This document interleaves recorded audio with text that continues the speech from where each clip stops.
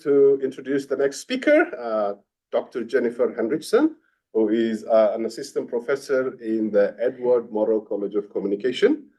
Jen is also a senior personnel in the Viceroy CySER Institute. She has given a couple wonderful seminars for those of you who have followed, and also mentored students who would be showing some posters later today. Jen is an affiliated fellow at Yale Law School's of Information Society project. I don't know what that means, but what I'm very much excited about is a recent recognition she got from Washington State to be an Andrew Carnegie Fellow. And that's the first person from Washington State to get that, I have heard. And whatever she'll be talking today may have a little bit of a connection with that. I'm looking forward to hearing about that, and the goal is to reduce political polarization. But this is going to be something related with cybersecurity, and I'm hoping that you'll enjoy this. If you have questions, you would ask at the end. When this is finished, we'll walk over to Brian Hall and then see the poster session, okay? Wonderful. Welcome. Thank you so much. It's great to be here with you today. And I'm going to start my talk with a quote. The quote reads, "When democracy falters, journalism falters. And when journalism goes awry, democracy goes awry." So the fate of journalism, the nation state, and the public sphere are intimately intertwined and cannot be easily separated. Journalism scholar James Carey said this about 2 decades ago in a piece that he wrote for journalists. And so even though those words have been around for nearly 2 decades, they really resonate today when we think about the intersection of journalism and democracy. Thank you again for joining me today. Today I'm going to be talking about the rise of digital repression and the impact on journalism and democracy. I'm a journalism studies scholar within the field of communication, and my research broadly examines how technologies imbued with power and politics are being wielded and weaponized by nefarious actors to contaminate the information ecosystem, to erode trust in knowledge systems, and to denigrate journalists and journalism. And I argue that these are creating really important challenges and even a crisis for journalism, as well as throwing into jeopardy the possibility of connecting journalism and democracy in efficacious ways. In countries around the world, personal and professional information is being collected in targeted and aggregate ways as we go about our daily lives. One profession in particular, journalism, is tasked with keeping information in a sanctified space. Yet myriad factors prevent journalists from available steps to better protect themselves, their communications, and their sources, despite increasing levels of digital repression. So I investigate why journalists and newsrooms are reluctant to engage with new technologies that enhance their abilities to carry out their watchdog role in a democratic society. And in doing so, I articulate how such adherence to the status quo, keeping things the same, parallels and intransigence facing democratic institutions more broadly, and poses a problem for the modern political project of liberal democracy. So today I'll be sharing one piece of my larger book project with you, which examines how individuals and institutions engage with key questions related to digital technologies in journalism. And this research is situated within a frame of new institutionalism from a journalism studies perspective.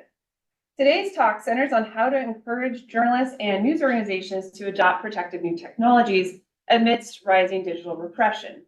In my analysis of how digital technologies implicate the practice of journalism, an overarching question that animates my research is why are journalists and news organizations reluctant to engage in these technologies amidst all of these threats that they're facing, amidst this rising digital repression?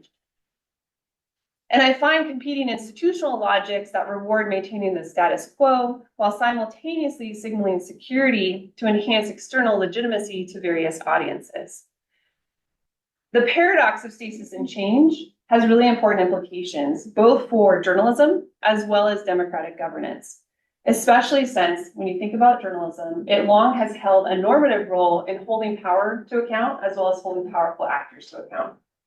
When we think about journalists, we also have to think about the various attacks that they face. And historically, this has been physical in nature, such as assault or murder. The nonprofit organization Committee to Protect Journalists has been tracking the situation since 1992. And as of today, over 1,680 journalists have been killed for their work. And last year, 2024, was actually the most violent on record. with 103 journalists killed. So if you thought that this is no longer a problem, think again.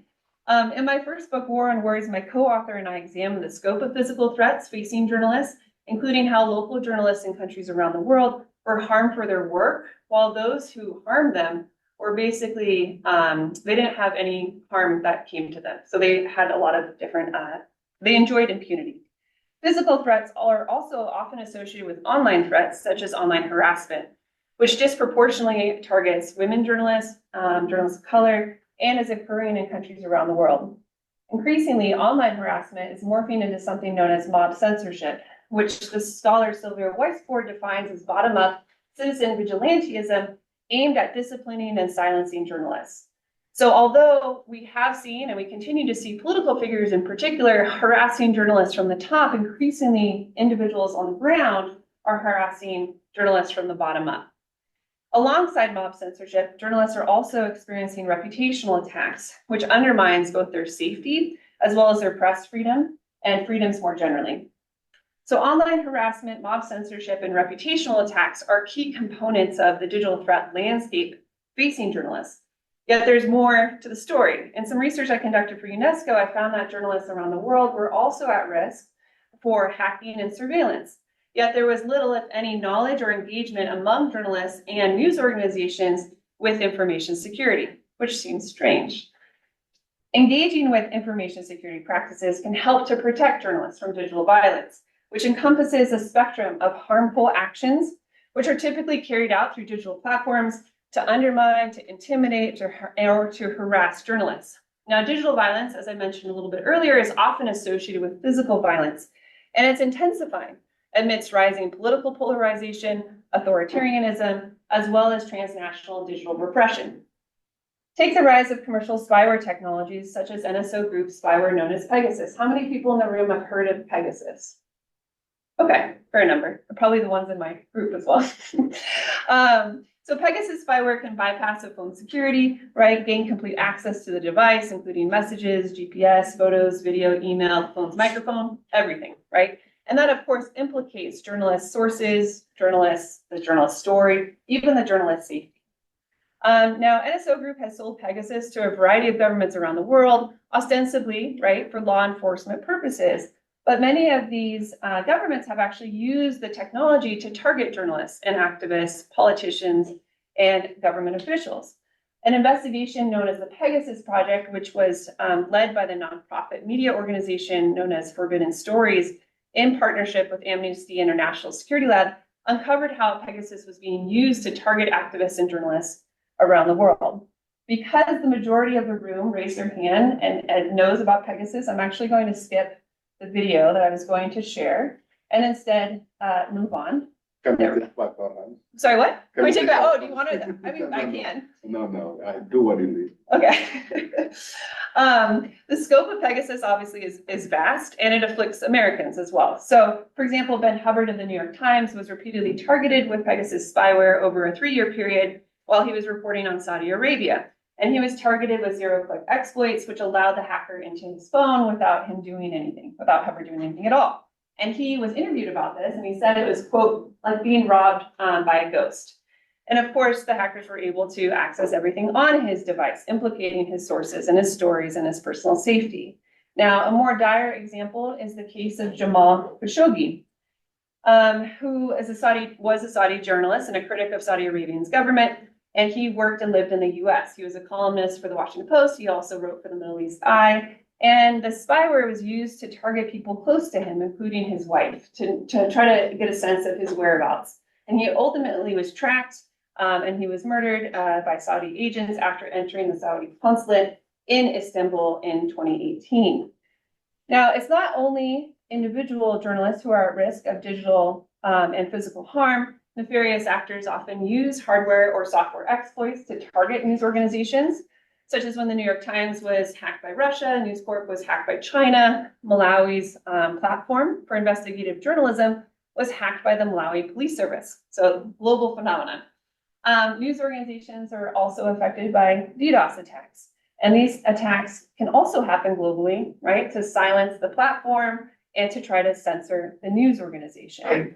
Now, all these digital attacks are sort of coalescing into this concept of digital repression, which Feldstein says is the use of information and communications technology to surveil, coerce, or manipulate individuals or groups in order to deter specific activities or beliefs that challenge the state.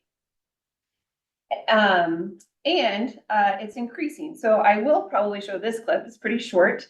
But this is from the Citizen Lab, which is associated with the University of Toronto, and they do really interesting forensic investigations into journalists' devices to sort of understand the scope and scale of different types of spyware technologies.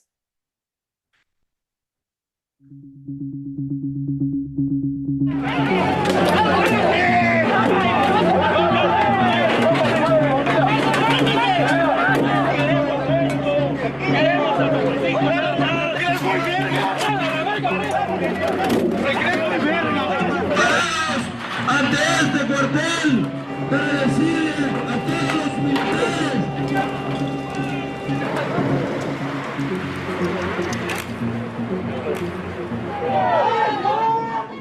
Surveillance is not only a problem that affects privacy, but in a place as Mexico, journalists, human rights defenders get killed at rates that you cannot see in many other places in the world. The Citizen Lab published a report in August of 2016 in which they showed how an activist in the United Arab Emirates, Ahmed Mansour, was being targeted with a malware from this company, CySER Group.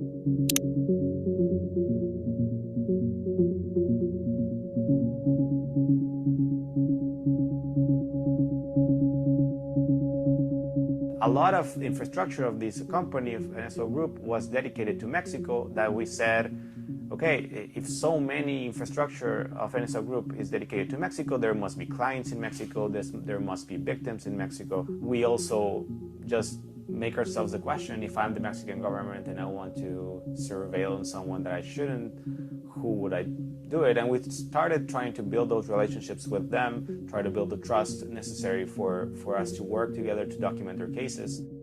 And everything kind of spiraled from there.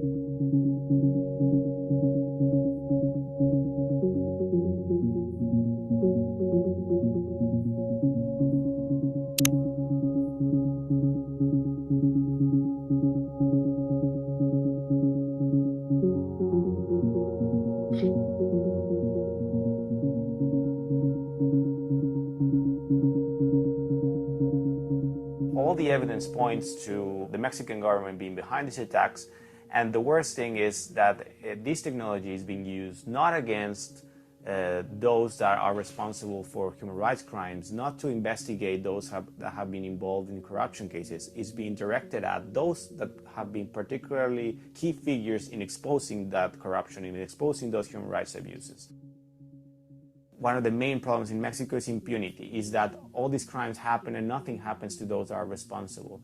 And I think for the first time we have a really great opportunity to get that, because we have caught the government really with their hands dirty, and we have a chance also with the help of international community, etc., to really create a precedent that can also help shed light and end impunity in many other human rights and corruption cases that are going on in Mexico.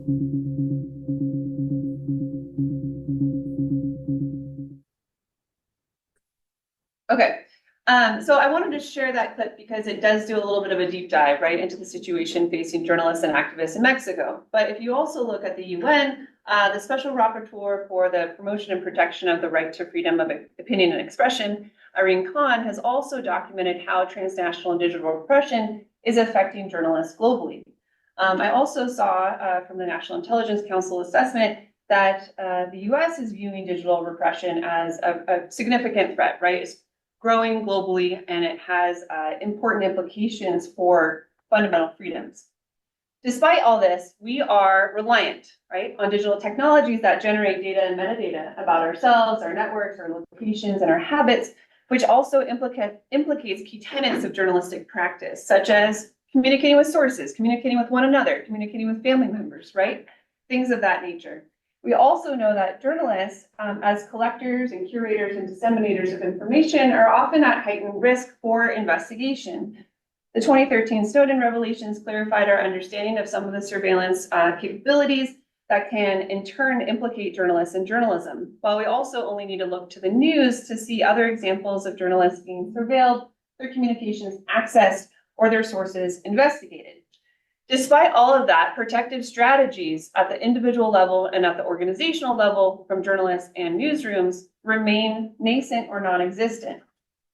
Several years ago, in my capacity as a research fellow at the Tao Center for Digital Journalism, which is based at Columbia University, I worked with the Pew Research Center to create a survey that focused on US investigative journalists and digital security.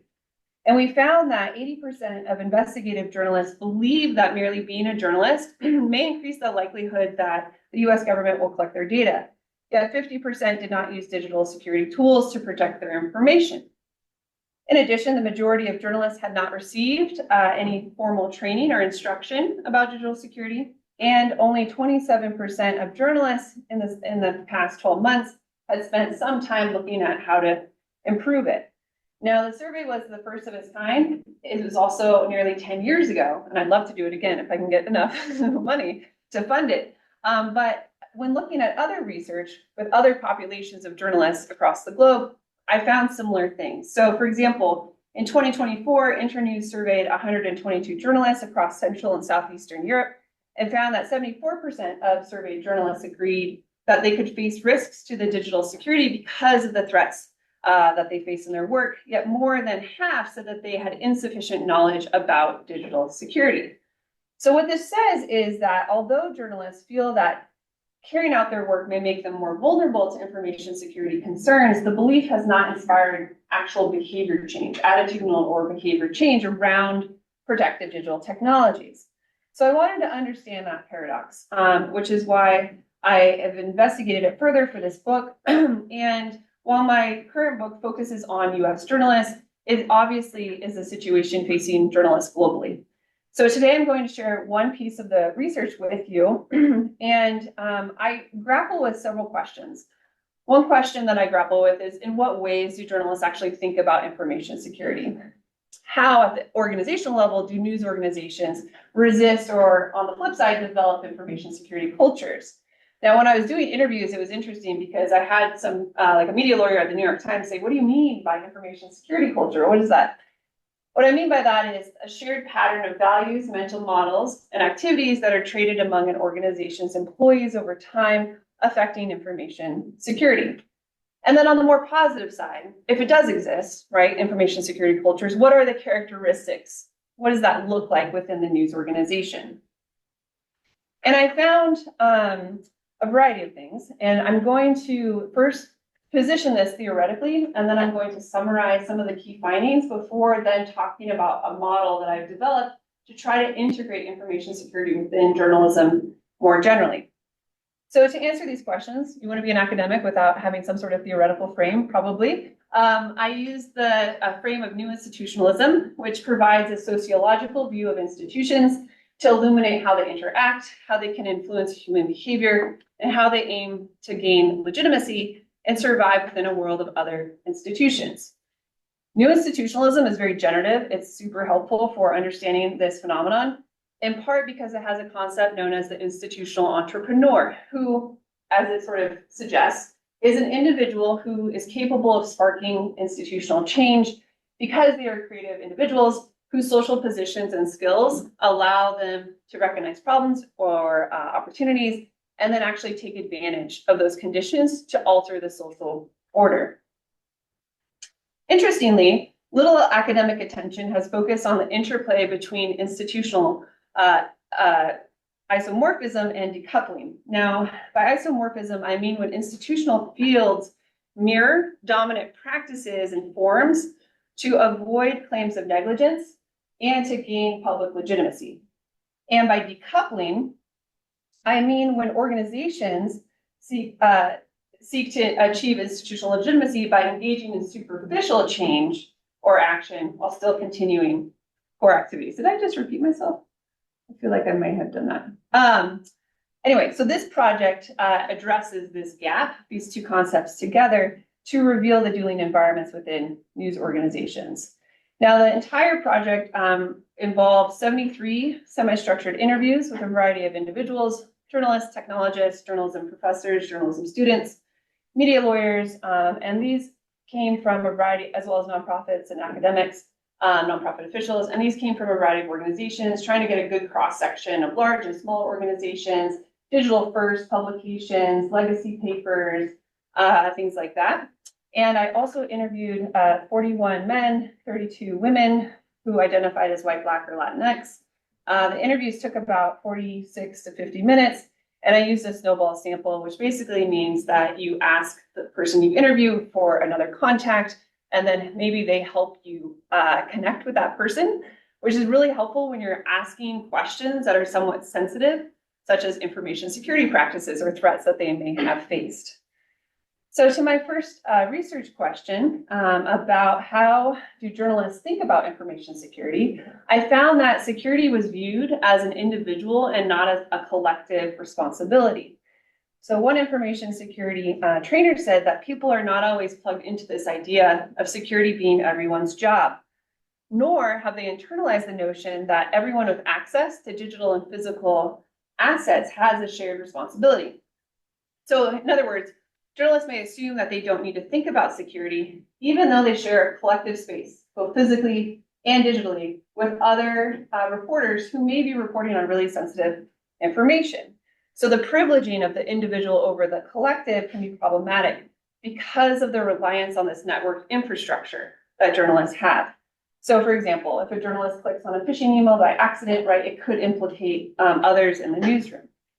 Second, I found that journalists tend to hold a perception that they do not need to be concerned about information security unless they are reporting on something obviously sensitive that could attract the interest of the government. One media lawyer said, the vast majority feels like nobody's out to get them. They're not doing anything that's important. Nobody's going to try to steal their stuff. Even the ones that are doing sensitive stuff feel like they are generally protected. So this belief system is known as the security by obscurity mental model. Have you come across this in any other literature? I'm just curious. No? Okay. Anyway, it was coined by McGregor and Watkins and in 2016. And it's essentially this idea that journalists feel like they have nothing to worry about, right? Unless they report on something that could raise their profile and attract interest. Alongside this model, I found that journalists had a security by insularity mental model, in which journalists believe that they're insulated from risk and threat because they are journalists working in an established democracy that has certain norms, certain practices, certain expectations, and because they have yet to experience a known digital attack. And so instead of a proactive approach, they maintain a reactive security posture. One journalist said that security is really easy to overlook, especially if you haven't had a breach, if you haven't been intimately involved in wide-scale harassment or doxing or swatting or being hacked. People just think the stakes are really low and they're just wrong. Now, the security by insularity mental model is briefly shaken when something hits close to home, like if a colleague has some sort of experience, but then they sort of default back to lax security practices. Third, and relatedly, I found journalists, and especially management, so editors in particular, tend to have a reactive orientation to security concerns. So basically, something bad has to happen, and then editors come together and say, oh, we better not let that happen again, rather than having a proactive policy or stance or some sort of, action in place. And obviously, a reactive posture has implications for journalists in the newsroom, right? A local journalist who I interviewed, she'd been harassed for more than a year. She was investigated as well. She published an investigative database, and she got a lot of harassment after that. And she said she did not know at what point to be really scared. She expected management to come up with a solution if the harassment crossed a threshold of some sort. And what that means is usually if the harassment is like a direct threat on your life, right? Like when do you start engaging with law enforcement or things like that? But instead, she said something really bad needs to happen for people to take it seriously. It's just incompetent management, really. I feel like my direct supervisor will take me seriously, but for these things to happen, there's money involved. right? So this reactive orientation, especially among management and editors, points to a tension between journalistic practice and security implementation, where security, although it's integral, especially in a climate of rising digital repression, remains outside the norm, outside the practice, outside of institutionalized policies within the newsroom. Now, I also wanted to better understand at the meso level or the organizational level, how do news organizations resist or develop security cultures? And what I found is that security tends to be perceived, at least, at odds with journalistic practice. So as we know, journalists often have really hard deadlines, fast deadlines, right? They have to be really efficient. They have to have open communication with their sources. And that might mean that they use insecure methods in order to communicate with their sources. And that's partly because, as one information security technologist pointed out, you have to walk this line, this is about sources, between having them use something that's maybe digitally safe or encrypted or whatever, without scaring them off or without freaking them out. So there's this tendency to default to whatever's easiest for the source because you don't want that source to stop talking to you. Second, I found that there were some competing institutional logics that hinder security adoption. So for example, a media lawyer was talking about how you want ease of use as a journalist, but hopefully you also want security. And those two things, of course, can work against one another. And sometimes you're going to have to compromise. And in the case of journalism, what tends to be forgotten or taken away is the security element. Additionally, there are frictions between departments that can limit security integration. So, for example, IT teams within a news organization, they actually block access. So I had some journalists who were more security minded, were reporting on really interesting things. They were told by some external experts to use Tor, and the IT team said, no, you can't do that. And so what the journalist did was circumvented that, right? And so probably introduced a bunch of other vulnerabilities because they don't have a lot of technical expertise, but they were trying to do what they thought was right. And yet they were operating in this sort of shadow IT culture where the journalists would go rogue, for example, and do what they thought they needed to do, but at the expense of maybe it being more secure. So this means that security is somewhat outsourced within an organization because it doesn't fit the normal routines of journalism. And that, of course, shows that security is just not integrated. It's not considered key or integral. And yet, as I showed in the beginning, it's incredibly important for journalists and news organizations to be more aware of security with all these different threats facing them. Now, I also wanted to share that the tension between security and journalism actually tracks historically with how journalists engage with new technologies. Journalists may like to sometimes think that they're at the advent of new technologies. However, what we've seen historically is that there's a lot of resistance at first. Even so, for example, photojournalism, that was a relatively new thing, decades ago, and they were somewhat perceived as not real journalists because they were outside of the normal routine of like news gathering or writing stories or things like that. And what that means is if security is perceived as external, sort of like these other technologies historically have been perceived as external, it won't result in a really robust, holistic, effective security culture within a news organization. So with all that said, I wanted to see what was working, right? Surely there's something. And what I found was that the implementation of something called SecureDrop, which is an anonymous whistleblowing submissions platform, that was actually being integrated into more news organizations, especially following the 2016 election of Trump. So more than 65 major news organizations are using it. So still somewhat of a low number, but more and more shortly after that election decided to engage with this platform.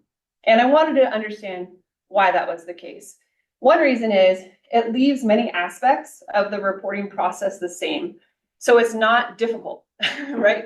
If you want ease of use, right, as you do maybe as a journalist, you need something that sort of fits within the confines of the normal news gathering process. One journalist talked about it as installing a ramp at the entrance of the newsroom. Once it's there, it's there. You don't have to think about it. You don't have to do much with it, right? There's minimal upkeep for it, which is increasingly important when we think about the financial challenges that a lot of news organizations are facing. So it also, and this is fairly important, serves as a signal to various audiences that the news organization takes security seriously. So what you saw in a lot of different sites shortly after Secure Drop was adopted was the proclamation that they adopted it. They were trying to say, hey, look, we take security seriously. Please send us, your confidential information that we can write a story about. And yet, without other institutionalized security practices, it actually reveals a legitimacy gap. And so what I was also finding was a news organization may adopt Secure Drop and proclaim it widely, but they are actually not really changing anything else internally. So it's not really true, right? That they're taking security seriously. One new social actor who was repudiating that a little bit was this emergence of a security champion. And this is a term that came up in the interviews, which essentially is an individual who cares about information security and engages in knowledge sharing about it. And these really are across the newsroom. I thought at first that they might only be like in investigative desks or national security teams or things like that. But it's really anyone who cares about security and thinks that their colleagues actually need to know something about it and they want to teach them about it. And that's helpful because, as an information security trainer said, we need to find these people. We need to find a couple people to buy into what we're doing so that we can make real progress to develop that sort of security culture mindedness in that news organization. And that the security champion is someone who is an institutional entrepreneur, leverages their social capital to make changes of social order. Now, despite that, the reliance on fellow journalists and IT or others as information security experts is, as one person put it, problematic, right? It's not the right shape to go through that hole. It's not correct mapping at all, but it's like the best they have right now. So while there is some hope that there's this individual who really cares about security, champions it to one another, doesn't mean that they're an expert actually in it, even though they'd like to become one. And that's problematic because it means, again, that there are going to be gaps in understanding of security within a news organization. So these characteristics reveal that journalists gravitate towards change in subtle but patterned ways, which of course has implications for the intersection of journalism and democracy. So I'm going to kind of go through these fairly quickly, but just to sum up, right, the mental models that I talked about earlier, the security by obscurity, security by insularity mental models, reflect that resistance to behavior change related to information security practices. I found those competing institutional logics that frustrate the integration of security in the news organization. At the same time, we have some hope with this advent of Secure Drop, right? It reflects institutional isomorphism, or when organizations within institutional fields mirror dominant practices and forms to avoid claims of negligence and to demonstrate public legitimacy. So basically what you saw is a couple news organizations that were higher up on the food chain, so to speak, they adopt Secure Drop, other people follow suit because they want to showcase legitimacy, public legitimacy. At the same time, while that's happening to various audiences, you have this lack of institutionalized security policies, which was really surprising to me. I was confused by this a little bit because organizations would have social media policies, but they wouldn't have security policies, which I don't totally understand why. But that represents this decoupling, right? Where things are not changing inside the news organization, although externally they're trying to say things are with the advent of Secure Drop. That said, this decoupling is mitigated a bit by this institutional entrepreneur known as a security champion, who's working hard to try to make more people aware of different security concerns and threats and ways to mitigate them. Now, there are many implications that this has for journalism and democracy. So it's uneven, right? It's a patchwork approach to the development of information security cultures in newsrooms. And that's actually emblematic of the intransigence of journalism as an institution, because it reveals, despite all those threats that I talked about earlier, the rise of digital repression, journalists are still hesitant to respond to these challenges by engaging in information security practices. And yet, we know historically and normatively, journalism has long held an important role in holding power to account and supporting democratic governance, right? by shining a light on corrupt practices, making sure political leaders do what they're supposed to do. So journalism is construed as a pillar of democratic governance. At the same time, we do know globally democracies are declining, constitutional rot is increasing, and when that happens, press protection tends to weaken as well. Additionally, trust in democracies is decreasing, and trust in specific democratic institutions like journalism tend to mirror that. So trust is also going down as it relates to journalism. Reduced trust in journalism can contribute to a more hostile environment facing the press, right? That makes sense. It's problematic, but it makes sense. Now, as hostility increases, journalism and journalists more specifically may withdraw from social media networks. And the problem with that is those networks, however flawed, do provide a space for the cultivation of sources, publication of information, right? Visibility for their work. So journalists, even if they don't want to be on those, they do need to be. And yet they're retreating from these public spaces, which contributes to what Weisbord has called limited digital publicity. Additionally, sources may not come forward, which of course increases the chance of censorship, right? Both on the part of the source, maybe the journalist can't write a story because they don't have enough sources to back it up. And that can be a problematic situation for journalism's normative role. Now, one way forward out of this impasse is through a process that I'm calling securitization. So I adopted this from Waiver, and I argue that securitization reflects three aspects of adaptation pertaining to information security and journalism. So these include obstacles, motivating factors, and then of course the resolution between them.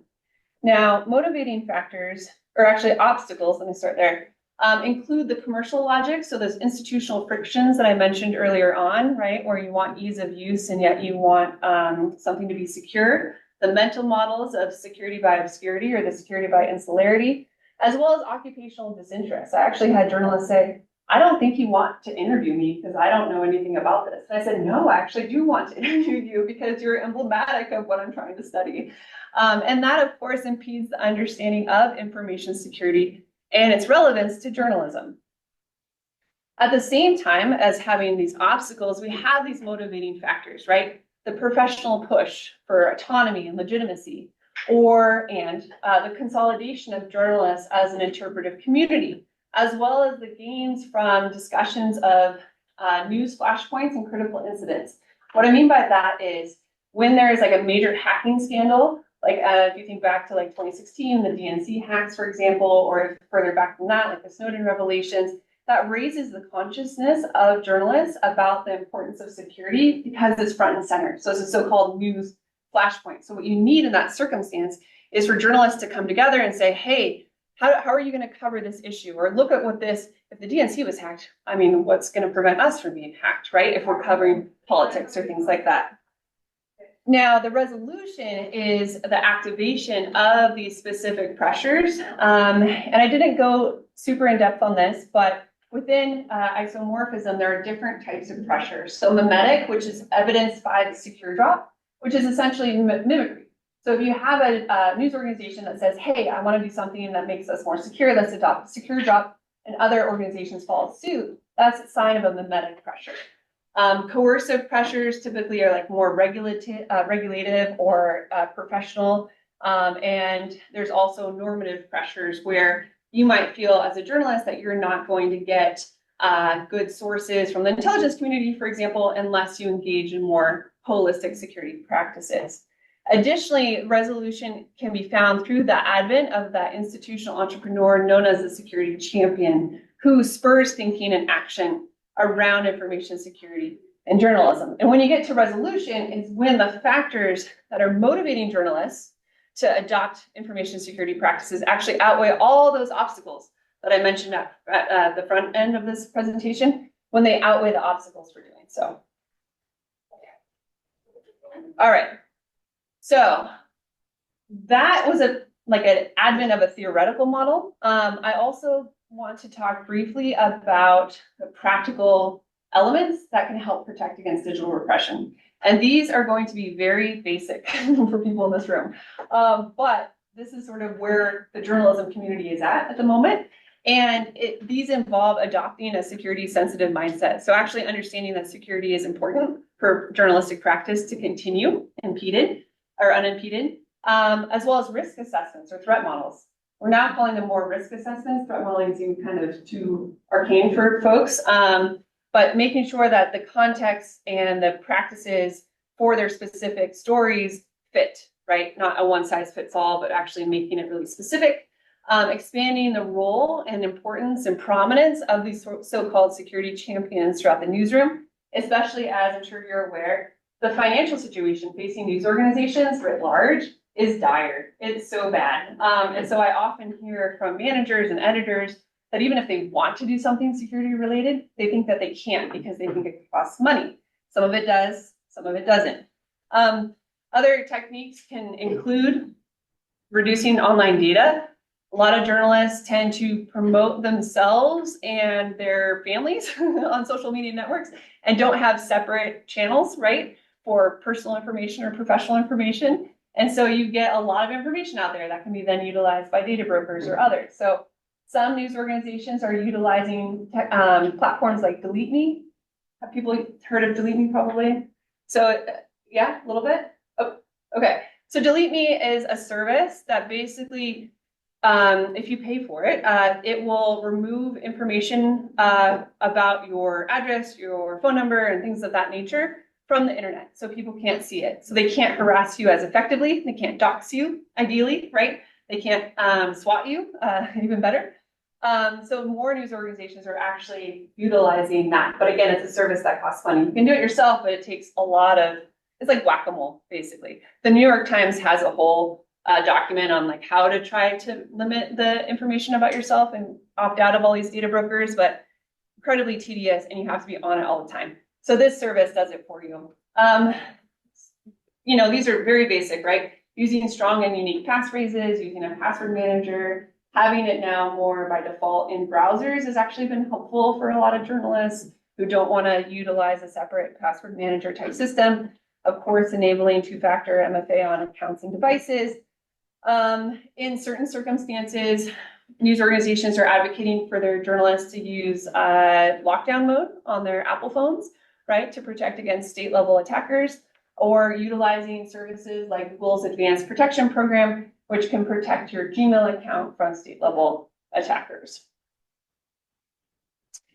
Additionally, which hasn't gotten as much attention, so practical like solutions like those are increasingly talked about now. As important though is seeking support, right? When you are when a journalist is experiencing harassment or other sorts of abuse, and prioritizing the mental health of the employees in the news organization. And so there are a lot of nonprofit organizations out there that are trying to provide resources because news organizations themselves are strapped for time, they're strapped for money. They might not understand the circumstances facing the reporters who are on the front line. So the IWMF is the International Women's Media Foundation, and they just came out with a nice mental health guide for journalists who are facing online violence. So to sum up, because I realize we're getting close to Q&A, I believe that information security can act as an umbrella condition for the numerous risks afflicting journalism today, and at the same time can encourage a broader debate about the various frictions that are affecting journalism as an institution in an increasingly volatile environment amidst rising digital repression. So employing the concept of securitization, I try to show how obstacles and motivations are forming the nodes by which journalists both resist as well as repudiate intransigence toward information security in journalism.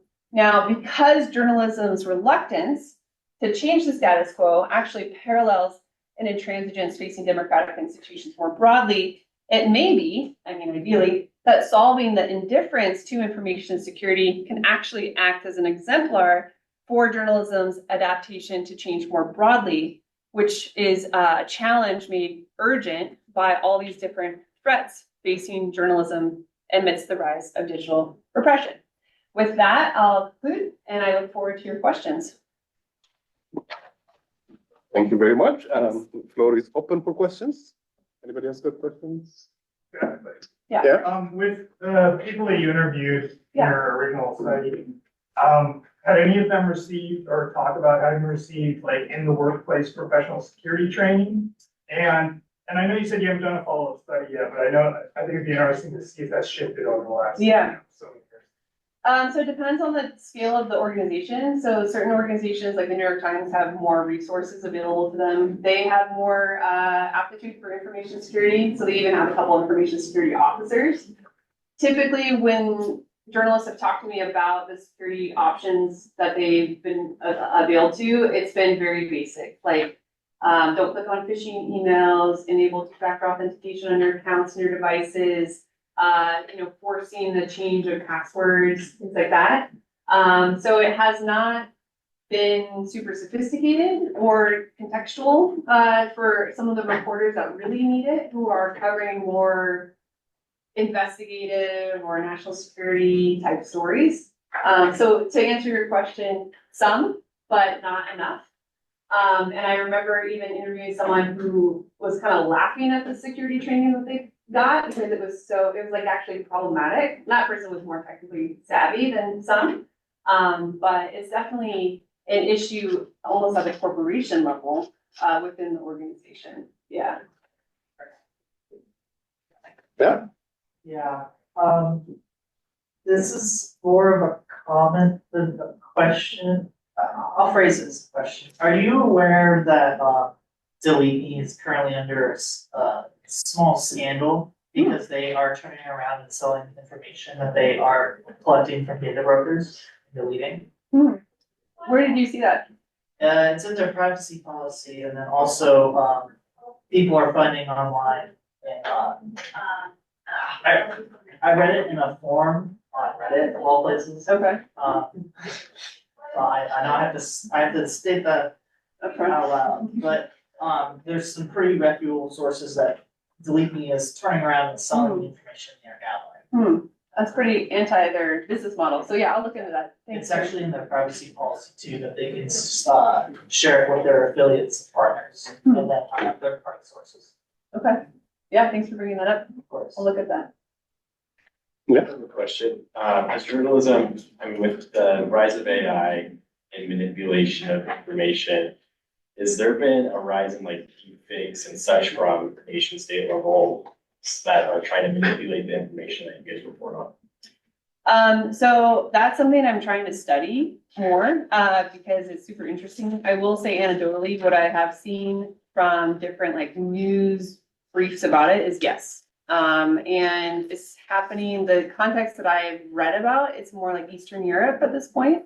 But I would imagine it would be happening here fairly swiftly if it hasn't started already.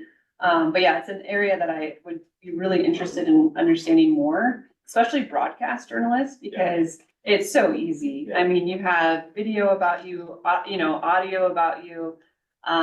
It's just a matter of time. Yeah. Yeah.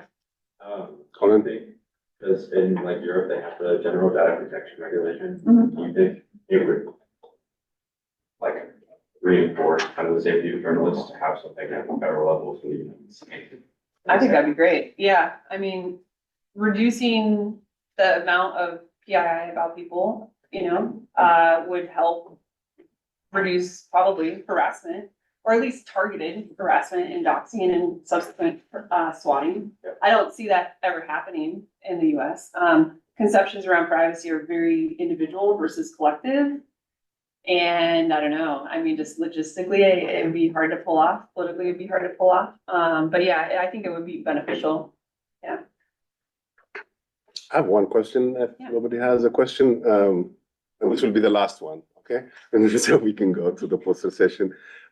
For your models and these frameworks we're using, there were a few terms that I have heard that made me wonder whether in what you do, social network analysis plays any role. So social networks are like nodes and you've got links between them. And I teach a course on network science. And so there is something that's kind of inviting to that kind of investigation. Mhm. Does this have any connection with what you do? Have you ever wondered about it, or do people use what social network analysis might say. So, for example, isomorphism was one word. And if you have a network, some of the students are computer science here, so I would say graph, that's what they would call it.